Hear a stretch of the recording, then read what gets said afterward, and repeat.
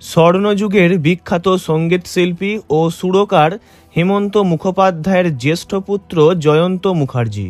মা বেলা মুখোপাধ্যায়ও ছিলেন সেই সময়ের নামকরা গায়িকা। যদিও 1945 সালের 7ই ডিসেম্বর হেমন্ত মুখার্জির সঙ্গে বিয়ে হওয়ার পর থেকে সংসারকেই বেশি প্রাধান্য দিয়েছিলেন বেলা দেবী। তবে গান গাওয়া তিনি কোনোদিনও ছাড়েননি। স্বামী হেমন্তবাবুর সঙ্গে অনেক গানেই ডুয়েট করেছেন তিনি।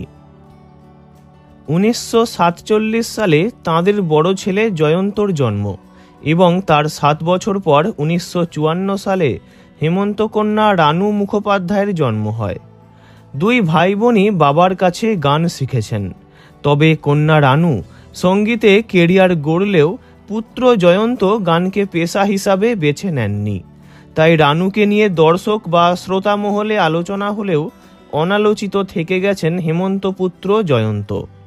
তবে জয়ন্ত ছোটবেলা থেকেই ফিল্মি জগতের সঙ্গে যুক্ত। খুব ছোটবেলায় যখন 7-8 বছর বয়স তাঁর, তখন বাবার পরিচালনায় শিশু শিল্পী হিসাবে ফেরি নামের একটি চলচ্চিত্রে অভিনয় করেন। ছবিতে ছিলেন দেবানন্দ, গীতাবালি প্রমুখরা। ছবিটি মুক্তি পায় 1954। এরপর উমঙ্গ, 20 সাল পেহেলে ইত্যাদি দু একটি ছবিতে অভিনয় করেছেন। অভিনয় করার সাথে জয়ন্ত মুখার্জি কয়েকটি ছবিতে গানও গেয়েছেন। তার মধ্যে বিবি और মাকান, 20 সাল পেহেলে ইত্যাদি উল্লেখযোগ্য। তবে খুব বেশি কাজ না করায় জনপ্রিয়তা অধরাই থেকে যায় তাঁর। একটা সময় তিনি ছবির প্রডিউসার হয়ে যান। 1975 সালের ছবি মজাক, 1979 সালে দো লড়কে দোনো করকে এবং 1992 সালে তালাশ নামের একটি টিভি সিরিজ তাঁর প্রযোজনায় গড়ে ওঠে। বলতে গেলে ফিল্মি জগতের সকল ক্ষেত্রেই কাজ করেছেন জয়ন্ত মুখার্জি। তবে কোনোটাতেই তিনি সেভাবে সফলতা পাননি। ব্যক্তিগত জীবনে 1963 সালে জয়ন্ত মুখার্জি বিয়ে করেছিলেন সেই সময়কার খ্যাতনামা অভিনেত্রী মৌসুমী চ্যাটার্জিকে। মৌসুমীর বয়স তখন মাত্র 15। বাবা হেমন্ত মুখোপাধ্যায় নিজেই ছেলে জয়ন্তর জন্য মৌসুমীকে পছন্দ করেছিলেন।